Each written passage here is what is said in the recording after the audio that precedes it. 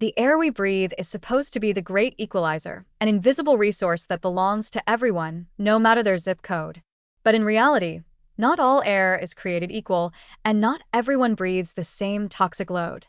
Behind the statistics on air pollution and cognitive decline lies a grim pattern of environmental injustice, one where marginalized communities are systematically exposed to more brain-harming pollutants, while those with privilege get cleaner lungs, quieter streets, and sharper futures. This isn't a fringe concern. It's a structural problem baked into the way our cities are designed, our highways are built, and our industries are placed. Low-income neighborhoods, especially those with high concentrations of Black, brown, and immigrant populations, are far more likely to be situated near highways, rail yards, power plants, landfills, incinerators, and industrial corridors. And what do those areas come with?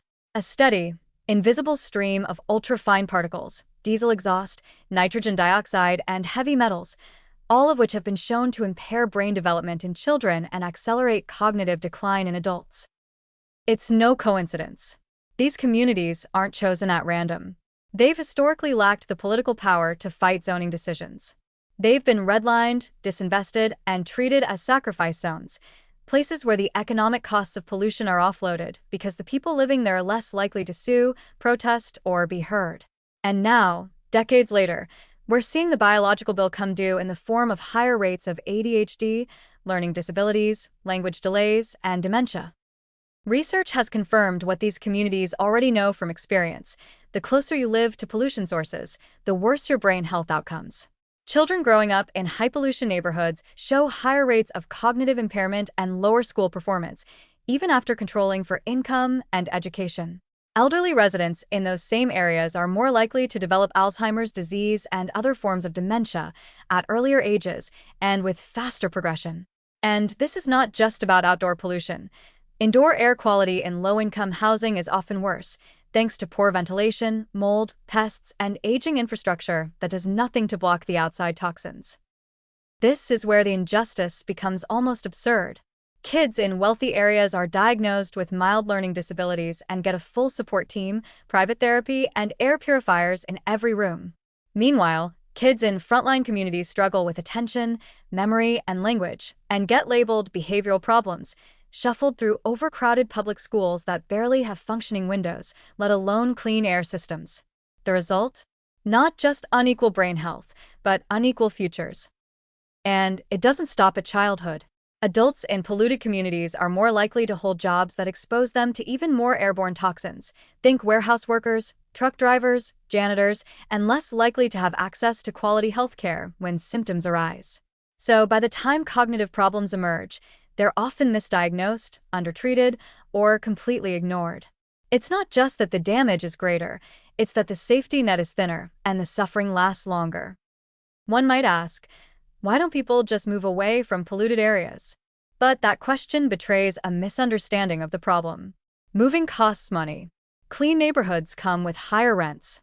And systemic racism means that even when people of color do move, they're often steered toward less desirable, more polluted housing anyway. The idea of just moving is a fantasy when you're stuck choosing between toxic air and economic survival. What makes this all the more perverse is that the people suffering the worst cognitive effects of air pollution are often contributing the least to it.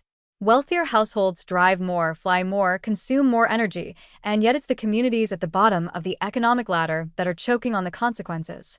It's climate injustice with a neurodegenerative twist. And as if that weren't bleak enough, consider the long game. Pollution-induced cognitive decline doesn't just harm individuals, it erodes entire communities. Lower academic achievement, fewer economic opportunities, more healthcare burdens, and a deepening cycle of disadvantage that becomes harder to break with each generation. Brain health becomes a casualty of environmental neglect, and so does justice, equity, and the possibility of upward mobility. So here's the ugly truth. The air we breathe is political. It's shaped by decisions about where to build highways, who gets green space, who gets buffering trees, and who gets exhaust pipes.